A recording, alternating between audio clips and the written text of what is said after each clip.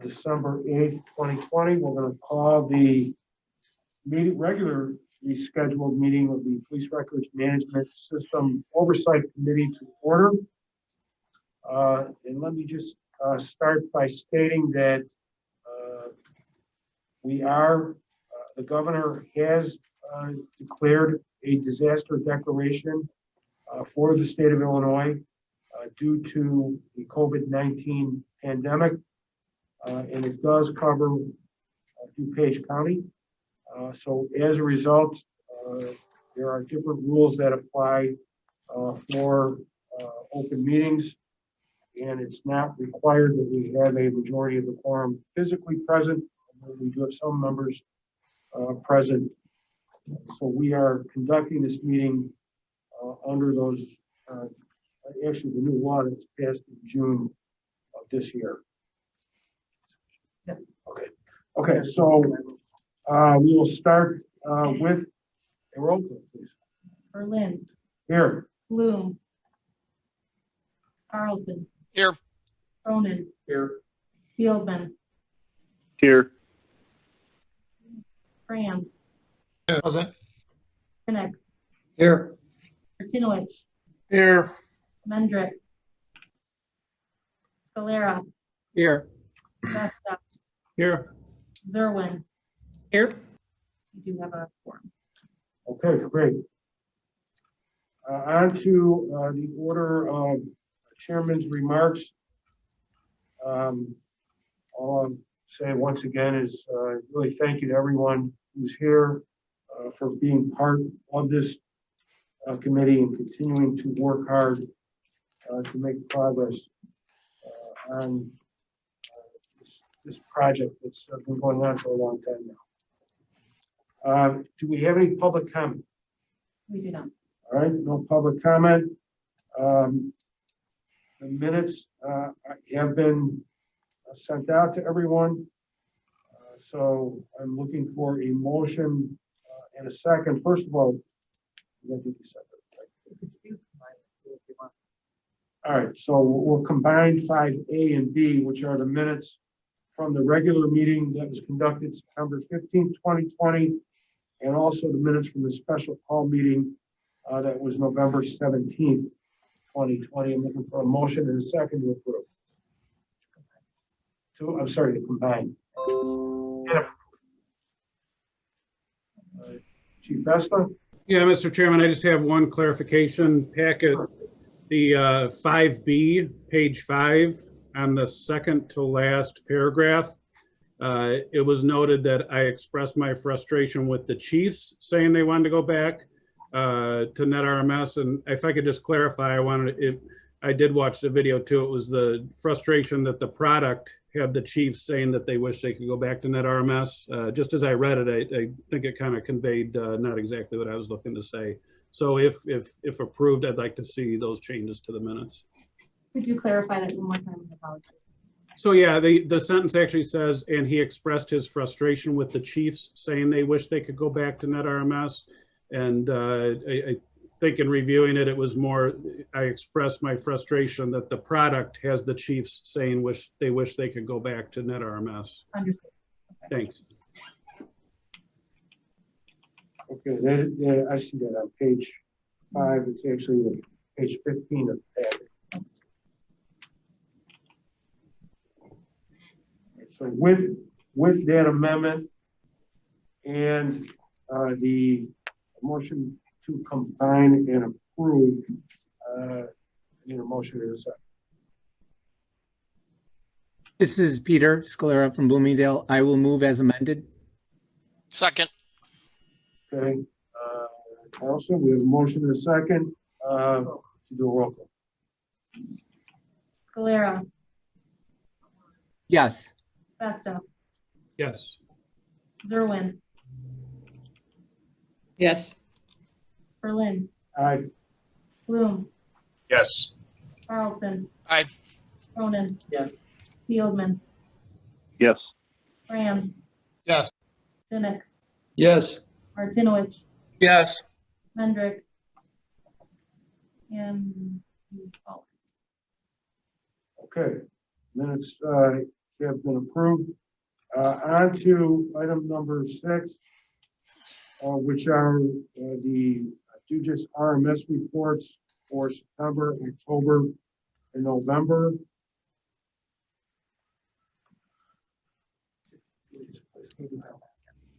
So I will ask to combine these and looking for a motion to place them on file. Motion is Motion, Vesta. motion I'll second. and a second. Vesta, Yes. Zerwin, yes, Berlin, Yes. Bloom, Yes. Carlson. Aye. Cronin, Yes. Fieldman, yes, Rams, Yes. Janik, yes, Antonowicz, Yes. Mendrick, Scalera. yes, All right. Okay.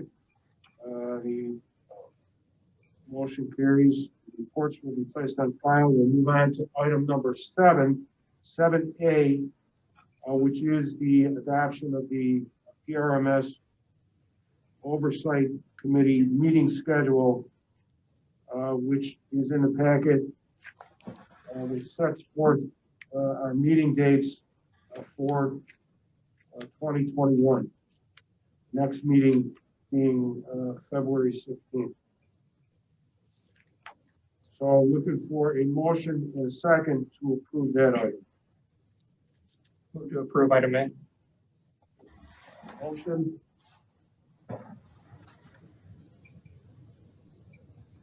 In a second? Second,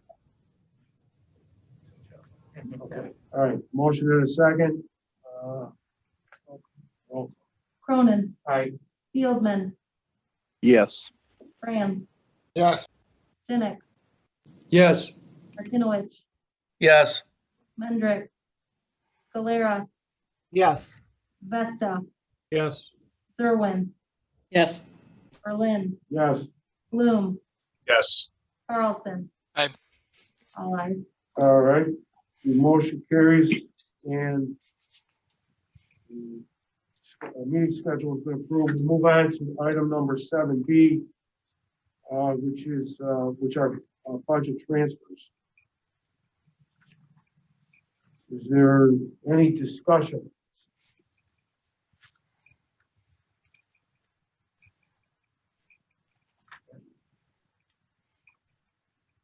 All right. motion to approve 7B. Second. Motion to approve, and we have a second. Second. Cronin, Aye. Fieldman, Yes, Rams. Yeah. Janik, yes, Antonowicz, Yes.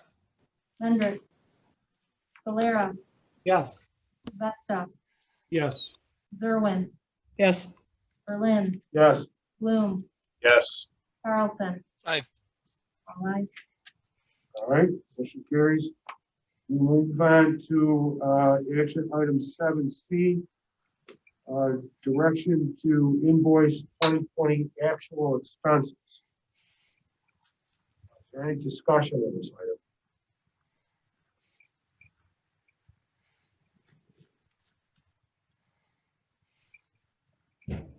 All right, I move to approve 7C.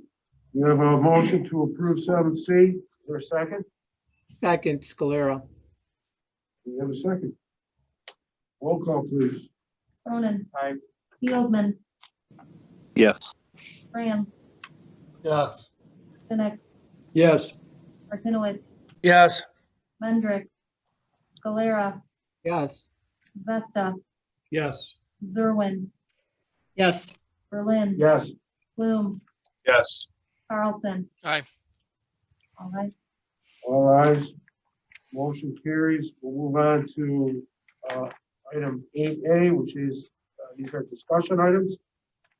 First, a hexagon update, and I believe that we have Tammy Heaton waiting.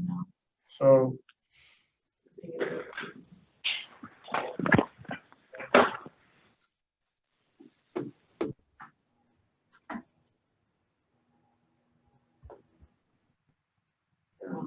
None. Okay, we are on item 8A, Hexagon update. We have Tammy Eaton here from Hexagon. Please go ahead. Hi. Hi, thanks. I'm also joined, I think Bill Campbell will be joining us as well as Chad I'm Sanders. on. Yeah, good afternoon. Hi, everyone. Hi, Tammy. Good afternoon, Bill. Good afternoon. Thanks for being here. All right, so I'll provide a couple of quick updates relevant to the last 30 days or so and the progress we have made. The first monumental thing that we have done is implemented a monthly meeting with the chiefs to review the P2 SRs as well as get alignment on priority tickets that they have questions about. So it's an open forum with myself and Ben Ernst, our GM of Public Safety. Again, it's to review directly with the chiefs. Dave Jordan participates in that meeting as well, any P2 SRs. And over the last 30 days, we've made significant strides and progress in reducing the P2s that were a priority for the chiefs as well as all of the agencies. So a 50% reduction in P2 SRs with a laser focus on SRs that the chiefs had questions about. So as an example, they had one of their priorities was searching the radio dial buttons. And so we were able to get that into a fix. Most recently we were made aware of a change, really it was an enhancement that they would like to the pedestrian stop form. And within about a week's time, we were able to make that enhancement with DuPage getting agreement that that's what all agencies wanted. We made a change to the pedestrian stop form, as well as increasing the field size and a couple other things in a couple areas they wanted. So again, listening directly to the chiefs, some of the areas that were of concern to them, making some changes. And in our last meeting, really got alignment from that group that what we were doing was driving better alignment, better communication. We do communicate with that group now weekly. So we provide a weekly P2 listing to the chiefs so that they have alignment on what are the issues, what do they have questions about. Again, just opens up the lines of communication, and that change has really proven to be beneficial, I think, to everyone. We continue our weekly calls with DuPage. So we have one CAD meeting and then one RMS meeting. Those are continuing to take place with our support organization led by Tony Capasso. Those are an opportunity for DuPage to continue to prioritize and work issues or just have one-on-one time with our support staff. And those are continuing and we're making progress there. I think those are the main areas I would say in the last 30 days that we've made change to. Again, it's communication with the chiefs, it's improving, hearing directly from them, prioritizing what's important to them, and then making some changes in how we deliver the fix in a more timely manner. And so there's one as an example that's in testing this week that'll go into production just thereafter. And Dave Jordan could probably speak to the timing of that. So that's the progress we have made relative to updates with the organization. I can switch gears and talk about the most recent issue regarding the system outage, and I think that's on the agenda as well. Is it okay if I shift gears and talk about that? Well, let me just ask if there's any questions so far from anyone on the board. Chief Vesta. Yeah, Mr. Chairman, thank you. Tammy, just thanks for being here today. And I have received feedback from the group and really appreciate that the efforts to address those high priority things, and let's just keep the momentum going. And it's, like I said, some really good feedback from both Hexagon and also on the county side as far as getting those things done. So thank you for those efforts and look forward to keeping those going. So appreciate it. Absolutely. Thanks, Chief. We will absolutely continue with those updates and continue to make good progress. And I do appreciate those open lines of communication that we've created. I think it's been, it really has made a significant difference. So thanks for that confirmation there. Thank you. Dave, did you want to get anything? Or? No, I'll just reiterate what Chief Vesta said. We've been meeting with the chiefs and Tammy and her team for a couple months now, And we've been able to get some momentum on some of these kind of outstanding issues that have been kind of plaguing us throughout. So it's been very positive. Terrific. Thank you. All Okay. right. And then I think, Go ahead, Don, Kim, I think I please. saw your head shake that we can pivot gears and talk. All right, I got the thumbs up there. Thanks. And for those in the room, I think I saw some nodding as well. We'll switch gears As now. long as Chairman Berlin's okay with it. Please, let's go, let's talk about the outage and the summer first. All right, thanks, Chairman. So I'll switch gears and I'll talk about the outage. And I have asked Chad Sanders to join me. Chad leads the team that is doing the work. And so in a moment, I'll ask him to come off mute and to add any background. I'm going to keep it pretty high level though, but Chad will help fill in any of the IT questions we might have. So just over a week ago in conversations with DuPage, we understood the need for us to do some work to add some additional storage to your VMware. And we agreed to do that inside the scope of your maintenance contract. So not creating an additional statement of work, we would just do that as part of your maintenance agreement. And that created within Hexagon really some confusion. We didn't follow the steps that we would have normally followed if it were part of your contract or if it were part of a regular maintenance engagement. And so when we started that work, we didn't do a good job communicating our plan to DuPage. I'll be the first to admit we did not do our normal process of notifying DuPage of what we were doing and who was doing it. And so I take full responsibility for that. We had good intentions. It was to add additional storage to your VM environment. We didn't go about it the right way.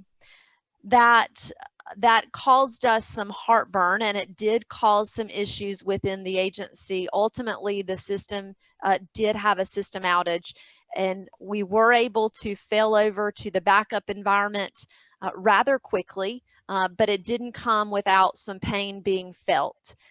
We did pause that effort, and Chad stepped in as the manager of that group. Chad stepped in. We've created a plan now, a written plan, and communicated that to the agency, to which we will follow. And Chad, I'll ask you in just a moment to talk about some of the recommendations that we need to follow going forward. But this really all came as a result of Chad and another one of his team members coming to DuPage in February. We sent them on site to really uncover what were some things we needed to modify, what were some things DuPage needed to modify within your current environment. And so this was a follow-up to that project. Again, it did result in an outage. We've since created a plan that we will be following and communicating to very closely. Chad is at the point of that communication. So without going any deeper, maybe I'll ask if the group wants us to go deeper. We certainly can. Chad, again, I know you're prepared to talk about the more specific IT part of it, but let me ask the audience if they want me to go deeper. And I'm watching for heads. I'm happy to hear Chad's explanation. I think that would be, for me anyway, that'd be fine. And Wendy actually is my deputy who's actually running the meeting in there, and Dave. So, I mean, I think it's good for some technical people to hear it, and, I appreciate it. Absolutely. So Don, I'm going to ask Chad Sanders to come off mute. Chad, again, is the manager over this group that is running the project. Chad, if you'll come off mute, let's talk a little more, dive into the IT, the technical specifics of what issues we encountered and what we are doing to mitigate that going forward. Sure. Good afternoon, everyone. Thank you for your time. And I want to reiterate something that Tammy said. Yeah, we absolutely take responsibility, and ultimately I do, not Tammy, for the team not informing DuPage of the work. So we've corrected that. That will not happen again. And like Tammy said, I've taken over point for communication for when we are starting work, completing work, and finishing work. So kind of a perfect storm. I will go as nerdy as you want me to go, but I'm going to keep it 30,000. But if you want me to go super nerdy, I gladly will. The issue is we ran into a perfect storm of a couple of items that stacked on top of each other. So best practices change over time. And at implementation, there was one large storage container that held all your virtual machines. So that is no longer a best practice. It is better to spread out your fault domain. It's like having one police car versus having 25 police cars. So we decided for best practice, let's go ahead and let's create those multiple, they're called LUNs, but storage containers. And we're going to spread your databases across those, and we're going to spread your applications across those.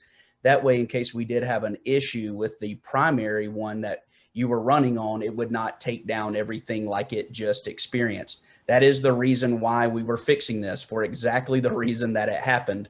So it's kind of unfortunately ironic. So as part of that, we created those LUNs. We had backup jobs kick off, and we had what's called snapshots sitting on a couple of VMs.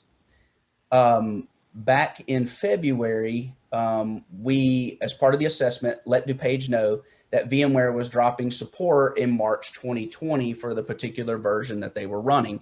And we recommended at some point, let's go ahead and get that upgraded.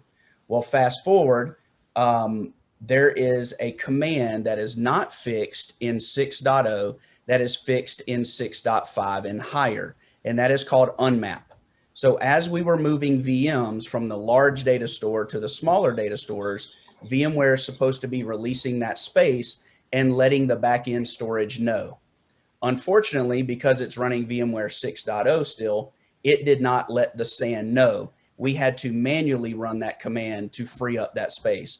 So it's like taking out the garbage, and you know that the garbage is empty, but the garbage can still thinks it's full. I know that's a horrible explanation, but that is what I got for you. Is the back end thought it was full still, whereas the front end knew it was not. And so once that back end went full, everything started going down. We identified it pretty quickly, not as quick as I would have liked to, so I apologize for that. But once we did, we ran the unmap command manually, and within a matter of minutes, things started powering back on. As part of all that, we had one casualty, and I want to get you the specifics. I think it was Mob 3A. I'm looking for it. I apologize, I don't have it right here. Nevertheless, we were working and still working. Here it is, CAD primary Mob 3A. It became corrupt. We restored it via Veeam, and I believe a older restore point was selected. So we are working tomorrow with Jerry to restore that again and get that back healthy and operational.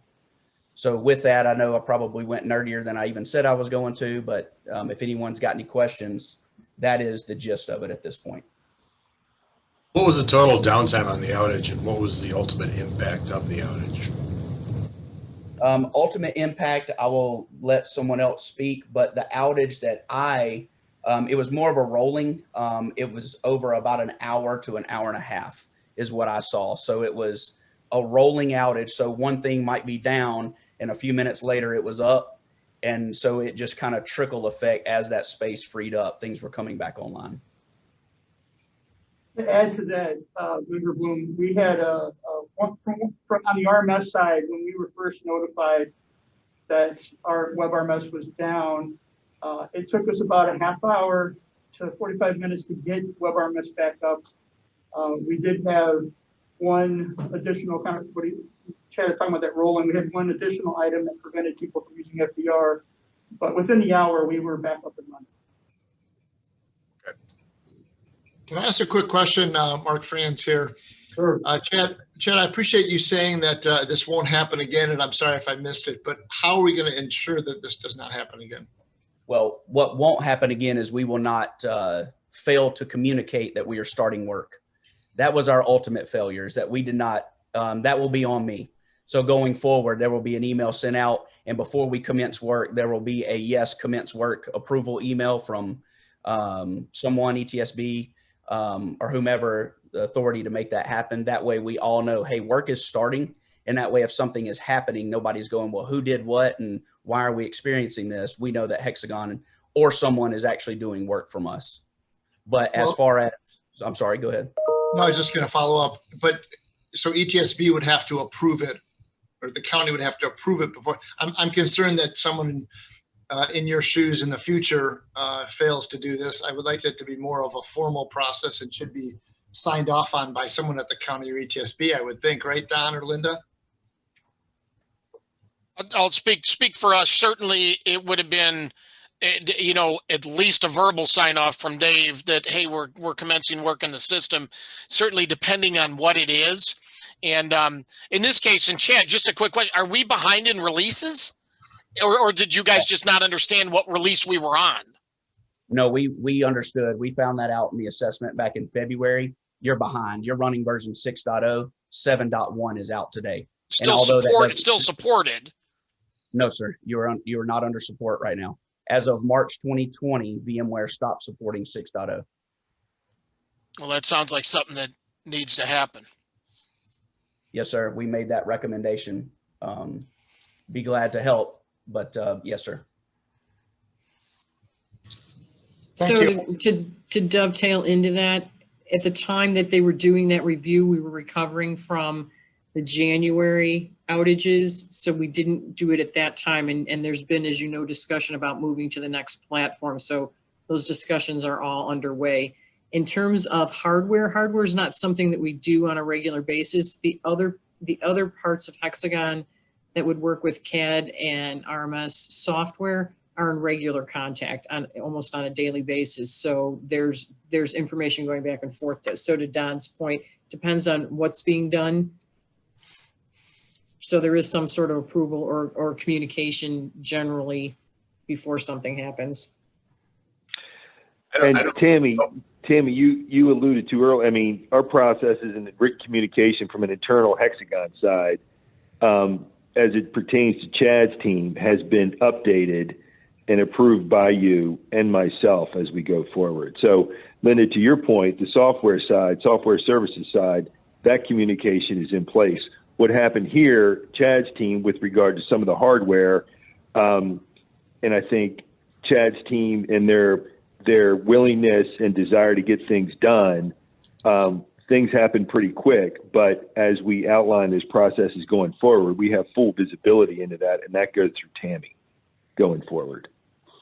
Tammy, if you want to weigh in, please do. But yeah, so we do have very strict processes that we follow with support. So before we do work, we're in tight communication with Matt, with Dave, with others saying, yep, we're starting this work or we're releasing this patch and we're going to dial in. Again, Chad's group going forward will follow that and adhere to that same process that we have within the support organization today. Concur. I don't know what day of the week or time of the day the outage occurred, but is there a way we could mitigate the impact on the end users by doing it during off hours, or off on weekends, perhaps? You can. The reason, sorry, Tammy, I didn't mean to step on you. Yes, sir, you can. The reason why you buy VMware is to be able to do stuff like this. It already has fault tolerance built in with an N+1 capability. We're expecting we're going to lose a piece of hardware. That's just the reality of it. It's a widget. It can break. But yes, this could have been scheduled in an off hour, particularly with you guys being 911. However, I would like to reiterate, it was a perfect storm. That doesn't make it feel any better. Ultimately, I was pretty upset at my team, but yes, we can do that and would be glad to work with you going forward on a schedule that works for everyone. As a matter of fact, like Tammy said, we have some recommendations and how we're going to do this going forward and fix that LUN issue that's still not resolved. We're still working through that. I have a meeting with Matthew and team Thursday to discuss that plan. And most likely we will be executing that plan in and off hours, downtime, not downtime, but non-peak.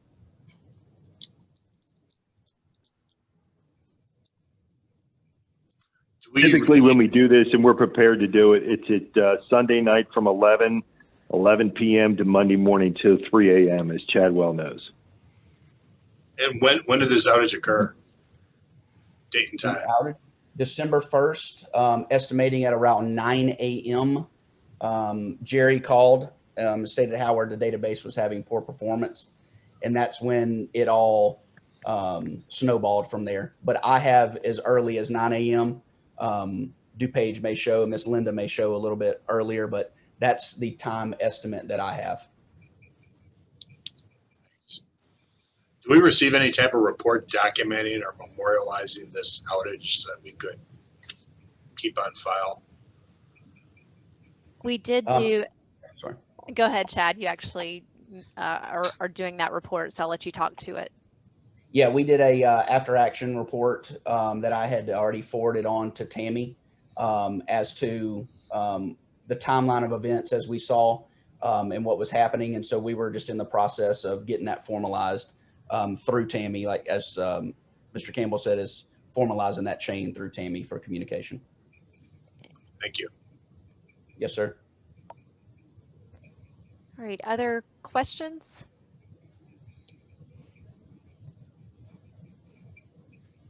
All right, again, I know that I again will apologize on behalf of my team for the failure of communication and for what happened. I feel confident that Chad will be owning this going forward, has the plan. He's in tight communication with your organization to make certain that we are following the right steps. There are some things that are recommendations that are inside of DuPage's wheelhouse. So there are some things that we'll recommend that DuPage do, but Chad will be owning that communication and making certain that we document that very clearly as a follow-up to our February on-site meeting. I think that's all I had prepared. I cannot see everyone in the room. Dave, I think you're in the room behind a mask there. Anything else you wanted me to cover? No, unless there's questions from the committee members. Certainly. I'll open it up then for any other questions from the committee. Don, the version of VMware, is that something that we control? Yeah, it's something we can certainly, we'll talk about that internally about where we're at with that. All right. ASAP. Thank you. Anybody else? Tammy, Chad, and Bill, thank you very much. Appreciate the update and really appreciate the communication. Thank you, Chairman, for Thank having you us. all. Yeah, I thanks for appreciate it. having us on. Thank you. Thank you. All right. Bye-bye. Thank you. Okay. Yep, bye. Okay. We can move on to discussion item 8C, which is the on-call analytics. Dave, you want to start us off? Yes, sir. Dave, let me give just a quick intro, just so the committee members may remember. This was something we talked about at the last meeting, and there was a little bit of, hey, what does this do exactly? So that's what we want to do today, is kind of give you a an overview of what on-call analytics is and does. Thank you, Don. Okay, so in the package, you have a couple of things that was provided to you from Hexagon. The first item, 8C, is basically a listing of what comes if you purchase the system. It's their kind of their cost reports. It's broken into a couple different things, and if you're not familiar with it, it's kind of hard to explain without going very, very deep. But the data models that are listed there are what kind of define kind of the categories, the data that's being reached from within WebRMS to pull into the reports. The Power BI reports are the kind of the replacement for what we have now in our current BI reports. And then the Records Essential Pagination reports, those are SSR reports. Those are kind of on the fly customizations that agencies can do if they have the knowledge to do it, access to, or we can do it internally. These are the COTS reports. And one thing that I want to make sure, these are the COTS Dave, reports. if I can interrupt real quick. Yeah. Explain what the acronyms are. I know not everybody knows what Power BI is and COTS and SSRS and all that. Just explain a little bit so that people who don't live in that world know. Understood. COTS basically. Thank you. COTS basically means custom off the shelf. It's when you buy a product that's COTS, it'll come configured, and then you can make some customizations on it after that. But it comes pretty kind of standard. You bought, this is what you got, but you can customize it from there. The Power BI reports are just another way of running it's a different backend. It's a newer technology than our current BR website, where the user can go in and run reports. The SSRS reports, SSRS is SQL Server Reporting Services, which is the basically it's Microsoft's version of the report reading engine. It's kind of, I don't know if you know what crystal reports are, but it's kind of Microsoft's version of that. I don't know if that. So it's, and I would say that Power BI, which is also a Microsoft product, BI meaning business intelligence, was kind of a hot product about 5 years ago. And if you know anything about Microsoft, about buying it, especially you city managers and village administrators, they change the products often enough and you end up rebuying them. SSRS is kind of the latest version of the reporting tool and kind of the, in our opinion, the industry standard. We use that in county IT. So what it is really an upgrade from what Microsoft had in the past to the newer technology of what they offer now. So it is a better product in our opinion. So just to give you guys a little bit of background on that, they're both Microsoft products. and the second sheet that we included in there was kind of their, it's the product sheet from Hexagon, kind of gives you a high level of what it could possibly do. Now, I understand that a lot of this is, you read all this stuff and it's kind of like, what does that mean? What does it mean? So we've discussed this a little bit, and a couple things I want to talk about as far as potentially moving forward with this. I would like to do a demo. I've talked with Hexagon about doing a live demo of the RMS side of this for our users and our chiefs and this group as well, so that we can actually kind of get our hands dirty a little bit, see it.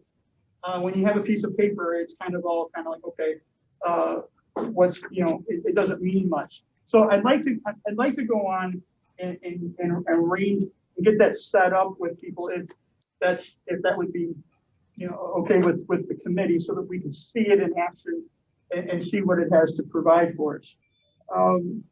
The other point I wanted to discuss about the BI, if we do decide to move forward, I have talked with Microsoft. We've discussed internally, not Microsoft, but Hexagon. We've discussed internally about the fact that we purchased the BI system that when we signed the contract, the current system that they had, we purchased that system via the contract. Since then, Hexagon has released this product, which is the upgraded kind of version to it. A couple things about that one. This system allows us to have complete access to all of our data. When you look at the first section here where it says the data models, one thing where we suffer in our current BI system is we don't have access to all of the data. We have to work within these, they call them universes, which are predefined, that we purchased from Hexagon. Hexagon doesn't have the ability to change those anymore because of their licensing with SAP, people that bought that from. So I want to be able to do the demo, but as far as moving away from it, we did go back. Hexagon will swap out our licensing from the BI product that we did purchase to the on-call analytics licensing. Now, as far as cost and our budget that we discussed at our last meeting, we had in there for $51,000 to cover the budget for the cost of this if we wanted to move forward. That cost only represents the implementation services and training services. So we're getting the products for free. We still have to pay Hexagon. We have to pay Hexagon to implement it and then provide the training for us. So I'm looking for, I guess, direction on the next steps. We would like to see a demo of this product. I personally would like the agencies and the users to see the product, to get some buy-in from them, if this is something that we're interested in moving forward with. Or any other kind of direction, do we even want to move forward with this? Anyone have thoughts? Chief Vesta? Yeah, Mr. Chairman. Yeah, I think a demonstration would be fantastic. And, I appreciate them willing to swap out the licensing. Certainly, if it's looks as promising as, maybe some of their online demonstrations of it or whatever, to have that easily usable of a product would be fantastic, I think, for all of us, and probably we'd be able to get behind it. But the demo would be really good. Yeah. Okay, I can, oh, go ahead. Are we thinking, Dave, like after the holidays or Chief Festa after the holidays? Is that best or what's your thinking? Quite honestly, if we can do it ahead of time, I just soon Okay. get rolling because, you know, the ability to do reporting is so important, and I just know the frustration with the current BI product. So Okay, let's schedule it ASAP, Dave, and get it rolling. I will do that. I also wanted to kind of quantify the response to the demo to this group.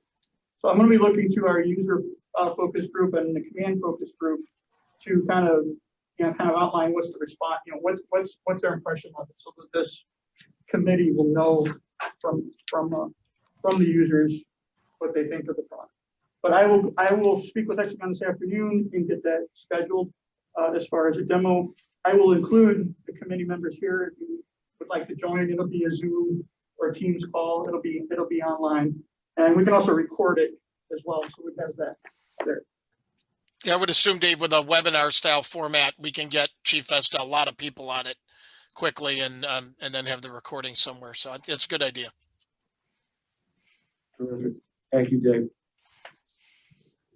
Let's move on to update on the NIBRS reporting tool. The NIBRS reporting tool. I wanted to have a kind of a conversation with the committee to get a little better sense of where we want to go with this. Last meeting, we discussed this during the budget presentation, and we were looking at the numbers. And we ended up approving in the budget the money for paying for the NIBRS tool. However, there was some discussion about pushing it down the road. So I wanted to have that conversation here about that, where we want to go with that. I have talked with Hexagon about some of that. Before we get to that discussion, I do want to make sure everybody's clear. The NIBRS reporting tool, the quote that we've received from them is for $68,000, $68,234. I can provide the committee with the quote if you would like to see the quote. We did push back on Hexagon on that cost because we purchased their UCR reporting tool, and we did not want to be responsible for paying for Hexagon to develop something that they're going to then sell to other agencies within the state. So that $68,000 does not pay them for the development work. Hexagon will be developing the product, and then the price that we pay will be the price that every other agency would pay for it in the state. For example, Aurora is on the system, so if they purchase it, they'll have the same price that we'll pay for. The $68,000 includes the purchasing of the software, the licensing of the software. It also includes the implementation of it and the training of it. I do have some concerns with their statement of work that we'll work out before we get to kind of any kind of approval of it. But we also are in that $68,000 is an interface with the state, so that we'd be able to the agencies would be able to electronically send their NIBRS data to the state without having to go to the NIBRS or the state police's website and do that stuff. So that's kind of what the cost covers of it. The time frame of it is kind of came up in question at our last meeting. That's where I want to kind of get direction from the committee as, do I want to tell Hexagon to hold off on this? I have concerns with holding off on it because Hexagon has not developed the tool yet for the state of Illinois. The reason they haven't developed it for the state of Illinois is because the Illinois has just about 3 or 4 months ago just released their specifications for Illinois' version of the NIBRS reporting system. So I wanted to, in talking with Hexagon, they're giving me a 9 to 10 month worth of lead time from the day we sign with them to the day we're fully implemented and put in. So that we discussed moving that back. If we move that back too much, we only have a 2-year window to have all of our agencies reporting NIBRS to the state. So I think we're fine if we want to move it back. My take is to go on and do it and get moving forward with it. But I wanted to open that up, get some direction from I have a question. Wasn't there originally a delay with the state? There's That been we a lot weren't of able delays. to accept NIBR's reporting? There's been a lot of delays with the state. There's some history there. NIBR's is currently we do UCR, which is uniform. They call it summary reporting. NIBR's is and it's an older style. The FBI and the federal government wants everybody to go to NIBR's. They wanted that back in the 90s. And the state of Illinois is pushed off and the FBI has allowed them. But FBI has kind of drawn a line in the sand. So the state themselves are actually transitioning January 1st. And then they're giving the agency within the state 2 years. So January 1st, 2021, we have through December 31st of 2022 to be completely submitting to the state of Illinois our NIBR's data. So what would be the advantage, if any, of holding off? Why wouldn't we want to try and move this along as quick as possible? And our last budget discussion, we were discussing possibly pushing some of the cost off. It was really cost related. I think there's advantages to going on and getting it started as soon as possible, because Hexagon's given a 9 to 10 month lead time on something that I can tell you right now it's going to take longer. I mean, we'll have a statement of work, we'll have a schedule to do everything. Part of the process is they implement the system, we get it configured in our environment, and we have to go through a certification process with the state.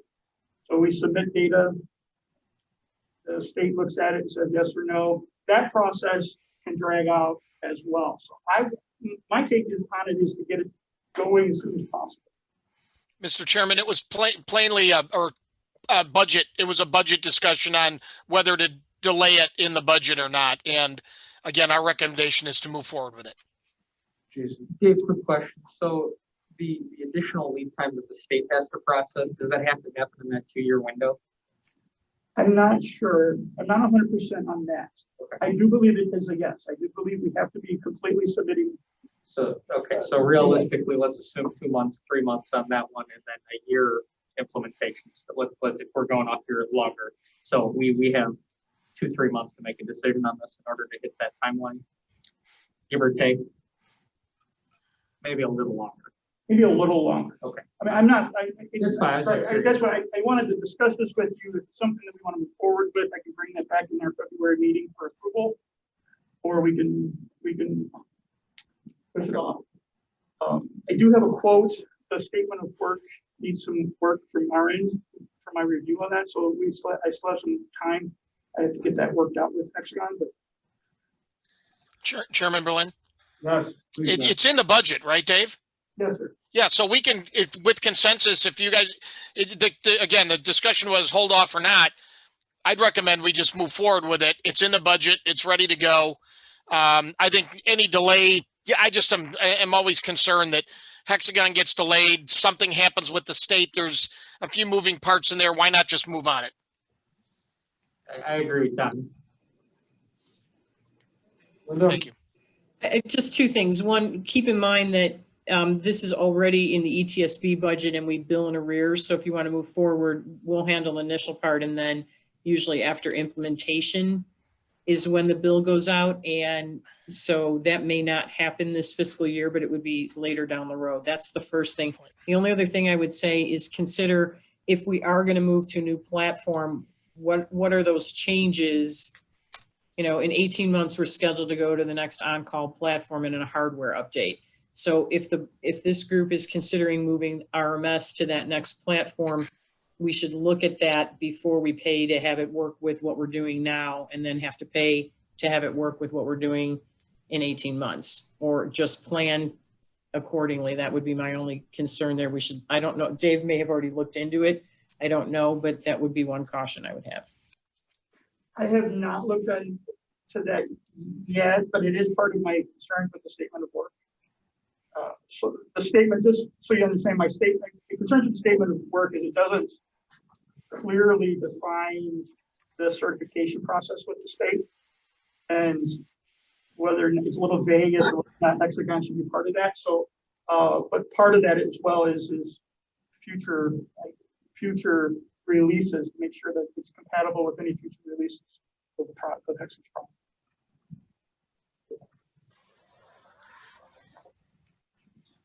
Any further comments or discussion regarding NIBRS? Okay. Dave, I'm sorry, Mr. Chairman, do we need a consensus today then, seeing as though it's in the budget? Is that what we're looking for? Do we need any action on that or anything? I don't think so, yeah, because it's, Just checking. yeah, it's in the budget. We'll bring it back in our February meeting for Okay, as an action. okay, moving on then, any old business? Any new business? There being none, looking for a motion and a second to adjourn. Motion to adjourn. Second. Second, We've only been online since 8. Right, everybody?